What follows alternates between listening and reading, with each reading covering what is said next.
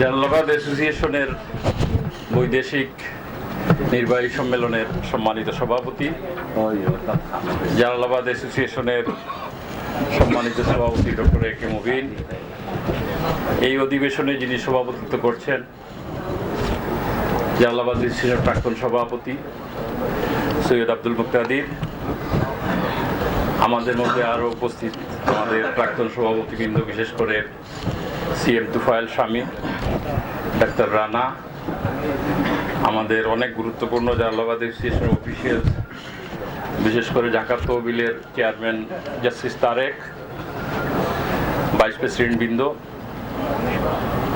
আমার সহকর্মীবৃন্দ, সকলকে জালালাবাদ অ্যাসোসিয়েশনের পক্ষ থেকে এবং আমি জালালাবাদ অ্যাসোসিয়েশনের ব্যাকবোন যে ট্রাস্ট রিপ্রেজেন্ট করি, জালালাবাদ ভবন ট্রাস্টের পক্ষ থেকে সকলকে স্বাগত জানাচ্ছি। আমি আজকে এই ধরনের অনুষ্ঠানে একটি কথা বলার সুযোগ হওয়াতে এবং উপস্থিত যারা প্রবাসী নেতৃবৃন্দ যারা আছেন তারা অনেকেই, আমি সৌভাগ্যবান, আমি যেই এলাকার অধিবাসী সেই এলাকার অনেক প্রবাসের বিভিন্ন সংগঠনের নেতৃত্ব দিচ্ছেন। উপস্থিত হয়েছেন জনাব আহমদুজ্জামান চৌধুরী, যিনি আমরা একই গ্রাম একই বাড়ির মানুষ, আমার বড় ভাই আহমদুজ্জামান চৌধুরী উপস্থিত। নাকি হয়তো এখন জানেন জাতীয় সংসদের স্পিকার শিরিন শারমিন চৌধুরীর নানা, তার কমিটিতে যারা ছিলেন গিয়াসউদ্দিন আহমেদ সাহেব থেকে শুরু করে আরও যে সকল বরেণ্য ব্যক্তিরা পরবর্তীতে এই সংগঠনটি ধারাবাহিকভাবে নেতৃত্ব দিয়ে এসেছেন, এম এ হক সাহেব, ইএ চৌধুরী, এস এম উদ্দিন, এরা সকলেই বরেণ্য ব্যক্তি এবং তারা হয়তো এই সংগঠনটির হাল ধরেছিলেন বলেই আজকে আমরা ঢাকায় একটা বিশাল সংগঠন হিসাবে আত্মপ্রকাশ করেছি। আমি ছাত্র অবস্থায় 80-র দশকে এই সংগঠনের সাথে যুক্ত।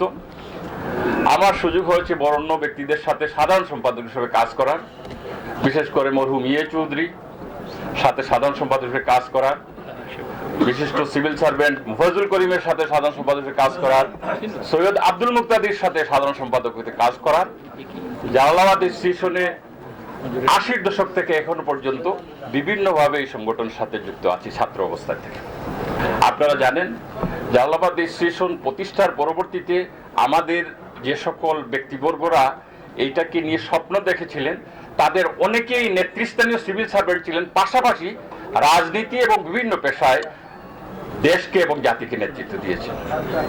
আমরা 80-র দশকে এই জালালাবাদ অ্যাসোসিয়েশনের জন্য একটি জমি ঢাকা শহরের অত্যন্ত গুরুত্বপূর্ণ বাণিজ্যিক এলাকায় কাউরান বাজারে আমরা একটি প্লট পাই, যেটা হয়তো 70-র দশকে আমরা পেয়েছিলাম, সেটা ধরে রাখতে পারিনি, যেটা এখন পেন প্যাসিফিক হোটেল সোনারগাঁ, সেই জায়গায় আমাদের প্লট ছিল। পরবর্তীতে 80-র দশকে এই প্লটটার মালিক আমরা পাই যখন আরেকজন বরেণ্য ব্যক্তি, যিনি বিশিষ্ট শিক্ষাবিদ, বাংলাদেশ প্রকৌশল বিশ্ববিদ্যালয়ের প্রথম ভাইস চ্যান্সেলর ডক্টর রশিদ, যিনি সরকারের পূর্ত উপদেষ্টা হিসাবে দায়িত্ব পালন করেন, সেই আব্দুর রশিদ সাহেব, ডক্টর রশিদের মাধ্যমে আমরা এই জালালাবাদ প্লটটি আমরা পাই। এটার পিছনের ইতিহাসটা একটু বলতে চাই, এগুলো প্রবাসীরা হয়তো মনে করতে পারেন হঠাৎ করে আমরা এইভাবে অনেক কিছু পারলাম কিভাবে। ডক্টর রশিদ সাহেবকে আমি শ্রদ্ধার সাথে স্মরণ করি। তিনি প্রথম ভাইস চ্যান্সেলর বাংলাদেশ প্রকৌশল বিশ্ববিদ্যালয় এবং সেই ভবনের জায়গা পাওয়ার পরে ধীরে ধীরে ধীরে ধীরে আমাদের অনেকের সহযোগিতায় আমরা এই ভবনটি নির্মাণ করতে পেরেছি। এই ভবনের প্রারম্ভিক সময়ে অনেক প্রবাসীরা সাহায্য সহযোগিতা করেছেন, অনেক স্বদেশের বড় বড় ব্যবসায়ীরাও অনেকে সাহায্য সহযোগিতা করেছেন। প্রারম্ভিক অবস্থায় আমরা খুব অল্প পুঁজি দিয়ে এই ভবন শুরু করেছিলাম এবং সেই সময়ে বাংলাদেশের রাষ্ট্রীয় ব্যাংক পূবালী ব্যাংক প্রাইভেট সেক্টরে ট্রান্সফার করার কারণে ওই ব্যাংকের নেতৃত্ব ছিল আমাদের সিলেটি অনেক বরেণ্য ব্যক্তিদের এবং পূবালী ব্যাংকের ইন্টারেস্ট ফ্রি লোনের সহযোগিতায় আমরা প্রথম ভবনের ভিত্তিপ্রস্তর স্থাপন করি এবং এই ভিত্তিপ্রস্তরটি স্থাপন করেছিলেন বাংলাদেশের আরেকজন খ্যাতমান পুরুষ, বাংলাদেশের দ্বিতীয় প্রধান বিচারপতি justice A B Mahmud Hossain সাহেব।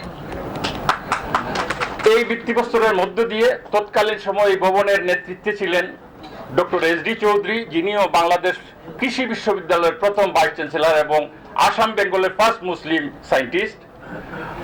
এই ভবনটা শুরু করা হয় এবং এই ভবন আপনাদের দুয়ায় তিলে তিলে তিলে তিলে করে আজকে আমরা 14 তলায় একটি ভবন আমরা নির্মাণ করতে পেরেছি, যার আয়তন হচ্ছে ৪৫,৫০০ বর্গফুট।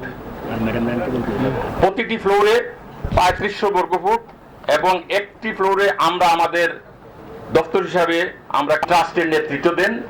ট্রাস্টের chairman former civil servant Abdul Hamid Chowdhury, এই ট্রাস্টের নেতৃত্ব দেন হাফিজ আহমদ মজুমদার, এই ট্রাস্টের নেতৃত্ব দেন নাসির এ চৌধুরী, এই ট্রাস্টের নেতৃত্ব দেন আহবাব চৌধুরী যিনি রিটায়ার্ড চিফ ইঞ্জিনিয়ার পিডব্লিউডি, এই ট্রাস্টের নেতৃত্ব দেন বেগম শাহানা কবির, এই ট্রাস্টের নেতৃত্ব দেন সৈয়দ আব্দুল মুক্তাদির। ছাত্রদের বৃত্তি প্রদান, তাছাড়া বিভিন্নভাবে চিকিৎসা সাহায্য, আর্থিক সাহায্য, এগুলো তো আমরা করেই থাকি। এখন আমাদের কাছে সঞ্চিত গচ্ছিত যে পরিমাণ অর্থ আমাদের কাছে আছে, আমরা এই অর্থ দিয়ে এখন চিন্তা ভাবনা করছি ঢাকা শহরে দ্বিতীয় জালালাবাদ ভবন নির্মাণ করা এবং দ্বিতীয় জালালাবাদ ভবনের জন্য জায়গা ক্রয় করা।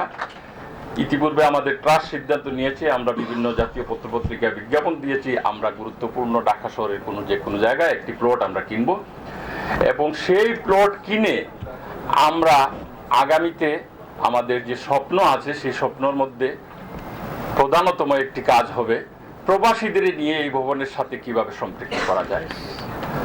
আমরা চেষ্টা করছি আমাদের নিজস্ব টাকায় জায়গা কিনলে ভবন নির্মাণের জন্য অর্থের খুব সমস্যা হবে না। তার কারণ হচ্ছে আমরা যে পরিমাণ ইনকাম করি সেটা থেকেও হবে, প্লাস পাশাপাশি আমাদের বিভিন্ন আর্থিক প্রতিষ্ঠানগুলো আমাদেরকে অর্থ দিবে ভবন নির্মাণ করতে। এইখানে যারা প্রবাসীরা এই আমাদের সাথে এই সম্মেলনের মধ্য দিয়ে আগামী দিনে যেভাবে জালালাবাদ স্টেশনকে একটি বিশাল আন্তর্জাতিক জালালাবাদ স্টেশন হিসেবে প্রতিষ্ঠা করবে, আমাদের সেন্টার হিসাবে ঢাকার জালালাবাদ স্টেশন প্রবাসীদের কল্যাণে আমরা এই ভবন থেকে কাজ করব।